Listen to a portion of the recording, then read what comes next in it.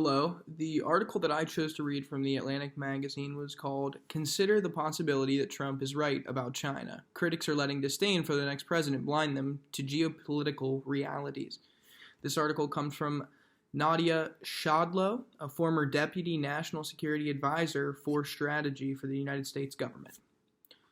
Essentially, what the article is getting at is that people have, preconditions about Trump that let them be misguided about his policies during the coronavirus pandemic as we're living through it right now. The article talks about how Trump's policies have actually been very successful so far in navigating us through the pandemic. Essentially, that we can't rely as a country on sometimes these World Health Organizations, for example, or United Nations. We can't rely on them as heavily as we sometimes do because these organizations, in essence, at certain levels are flawed.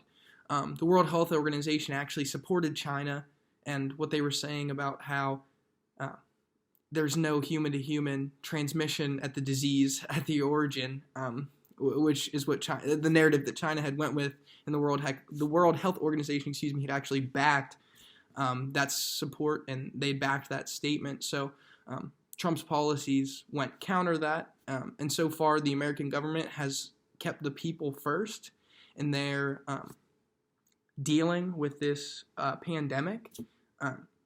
Despite what you or I may think of Trump as a person or as a president even, there's no arguing that during this pandemic, the United States government has kept the American people first, and that they have not strayed away from that idea.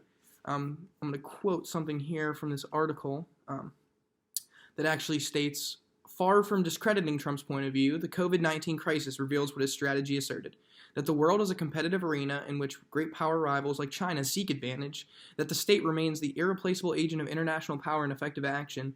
The international institutions have limited capacity to transform the behavior and preferences of the state." So essentially, to sort of break that down, what that's getting at is that the American government, at the end of the day, we are the world superpower, and that we dictate most of what international powers look like, and we actually support most of the international powers and how they come to be. The United States actually not donates, sorry, wrong word usage there. They provide 15% of the budget for the World Health Organization. So, like I said earlier, despite what you may or may not think about Trump, the American government is handling this pandemic to the best of their abilities.